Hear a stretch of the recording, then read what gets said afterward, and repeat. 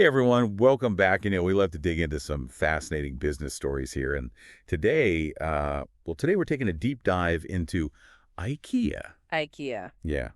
And, you know, it's not just about putting together those bookshelves anymore. Oh, definitely not. We're talking about some major strategic shifts they're making, especially in China. China's a really interesting market, isn't it? It is. And we've got a whole bunch of reports here from sources like SCMP, Mingqiandi Yikai, CGT, and Fortune. A lot of information to unpack. Yeah, a lot of information to unpack. And it really paints a picture of how this global giant is adapting to, well, not just survive, but actually dominate. I think dominate is the right word. Yeah.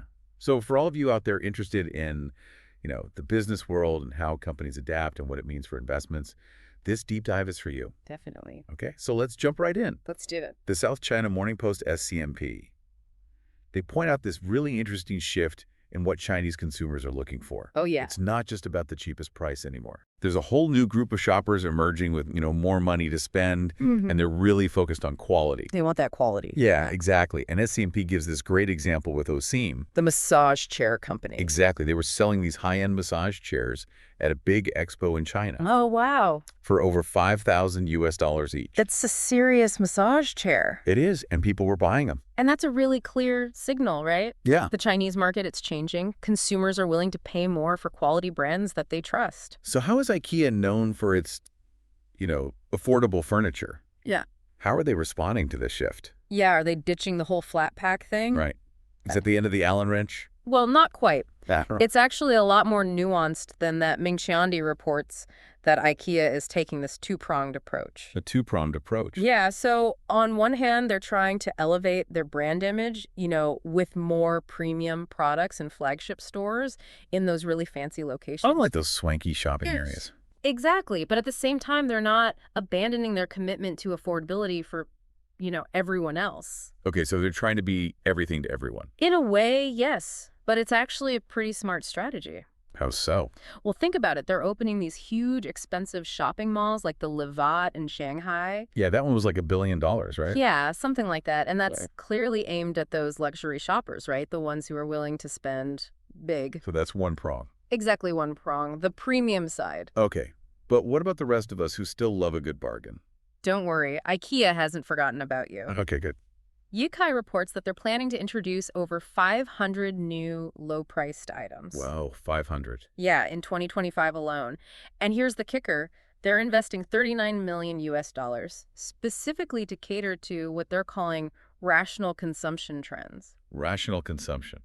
So what does that mean? It basically means people are being more thoughtful about their spending. They're looking for good value for their money, even if it's not the absolute cheapest option. So it's not just about being cheap, it's about being smart. Exactly. It's a shift away from those impulse buys to more considered purchases. And IKEA is betting on that. They're betting big on it by offering those high-quality, affordable items that appeal to this smarter consumer. So they're competing on value, not just price. Exactly. And it seems like they're also tapping into China's manufacturing power to do this. That's right. CGTN reports that IKEA is increasingly designing and manufacturing products directly in China.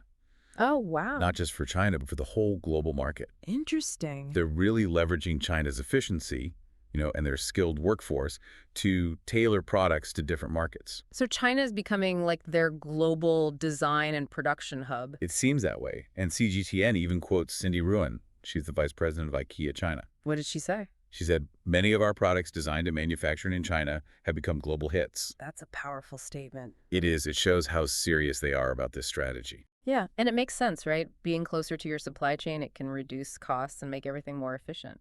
So we've got premium products, affordability, Chinese manufacturing. What else are they up to? Well, they're also really focusing on sustainability. Which is becoming more and more important for consumers, right? Especially in China. Yeah. Fortune highlights their huge network of suppliers in China, over 460. Wow, that's a lot. And many of them have been partners with IKEA for a long time. So it's not just about finding the cheapest supplier. No, it's about finding partners who share their values. Exactly. And they have this code of conduct called the IKEA Way. IKEA Way. What's that? Well, it guides their supplier selection process, and it really emphasizes things like ethical sourcing, fair labor practices, and environmental responsibility. So it's not just about making furniture, it's about doing it the right way. Absolutely. And Fortune even mentions this really interesting story about how IKEA is taking agricultural waste, like wheat straw. Wheat straw. Yeah, and they're turning it into sustainable materials. Wow, so they're turning trash into treasure. And it's cost effective too, which is a win-win for everyone. So they're hitting all the right notes. Premium products, affordability, Chinese manufacturing sustainability. It sounds like they've cracked the code for success in China. They're definitely doing a lot of things right. But what about the competition? They can't be the only ones doing all this. You're right. Fortune points out that there are all these local Chinese furniture companies that are really giving IKEA a run for their money. Oh, yeah. They're known for being very digitally savvy. Very fast moving, constantly innovating. They really understand the local market. So how is IKEA responding to that? Are they in danger of being left behind? Well, Fortune suggests that they're stepping up their own digital transformation efforts. Oh, so they're not just ignoring the threat. No, they're trying to adapt. They're improving their online platforms, making their e-commerce experience better and becoming more responsive to online trends. So they're modernizing. Exactly, and they're trying to show that they can be just as agile as those local companies. So it's a real battle for market share. Absolutely. But it sounds like IKEA is up for the challenge.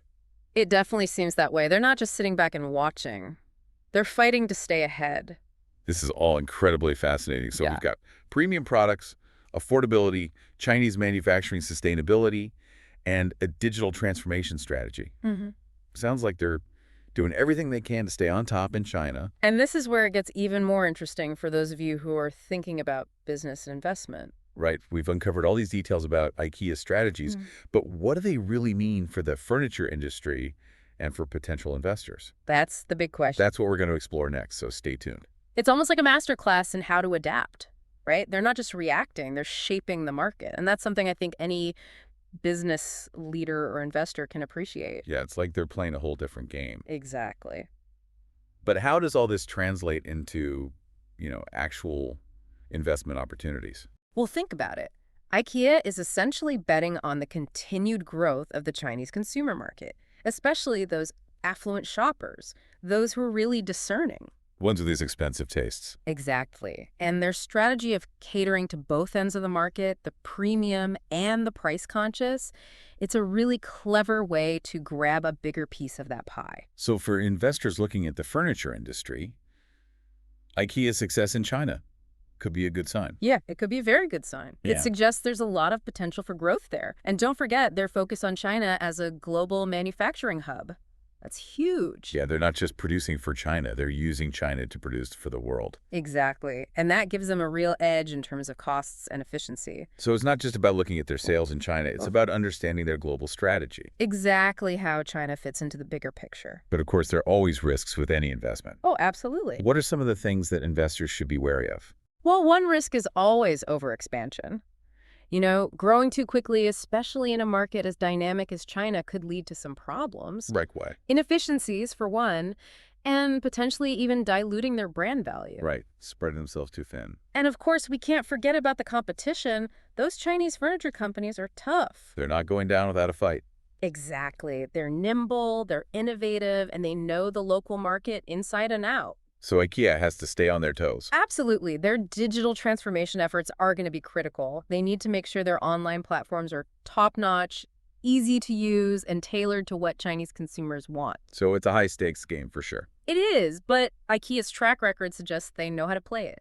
They've built a global empire on affordability, functionality, and, that Scandinavian style. And now they're adding sustainability and digital savvy to the mix. It's an evolution that could really change the game, not just for IKEA, but for the whole industry. Right. It's amazing to see how a company like IKEA, with such a strong established brand, is willing to adapt and change to stay relevant. It's a good lesson for all of us. No company, no matter how big or successful, can just stand still. The world is changing and you have to change with it. So for our listeners who are really interested in business and investment, what are some key takeaways they should be thinking about? I'd say pay attention to what IKEA is doing in China. It's like a microcosm of the global trends that are shaping the furniture industry. Those lines between premium and affordable are blurring. Consumers want both value and values, and digital transformation is no longer optional. It's essential. That's a lot to think about, but it's really valuable information. It is. Understanding these trends and identifying the companies that are driving them, that's how you make smart investments. And IKEA's journey in China is a perfect example. It really is. They've recognized how the market is changing. They understand the new consumer, and they're embracing digital transformation. They're not just reacting, they're shaping the future. This deep dive has been so insightful. IKEA's story is fascinating, and it's a great case study in how businesses adapt and innovate. Absolutely.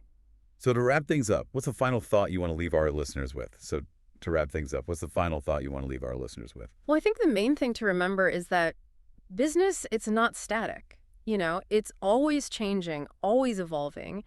And it's the companies like IKEA, the ones who are willing to adapt, to innovate, even take some risks. Those are the companies that are shaping the future. Yeah, it's a good reminder that even a giant like IKEA, with those iconic blue and yellow stores and the flat pack furniture even, they can't just sit back and relax. They have to keep analyzing the market, changing their strategies, pushing the boundaries. Absolutely. And for investors, that's where the exciting opportunities are. It's not just about chasing the latest trends, it's about understanding what's driving those trends and then finding the companies that are in the best position to capitalize on them. And IKEA's story in China is a perfect example of that. It really is. They saw how the market was changing the rise of this new consumer, the importance of digital transformation, and they didn't just react, they took action. They're actively shaping the future of the furniture industry. So for everyone listening, if you're thinking about your own investments, take a page from IKEA's playbook. Look for those companies that are embracing innovation, adapting to what consumers want, and positioning themselves for long-term growth. That's the key. This deep dive has been fascinating. It's amazing to see how IKEA is navigating the Chinese market and what it means for the furniture industry as a whole. I hope our listeners found it insightful. Whether you're a seasoned investor or just starting out, there's always something new to learn. Absolutely. The business world never stops moving, so staying informed is key. Keep learning, keep exploring, and who knows, maybe you'll be the one who spots the next big trend. That's right, and until next time, keep on digging. See you then.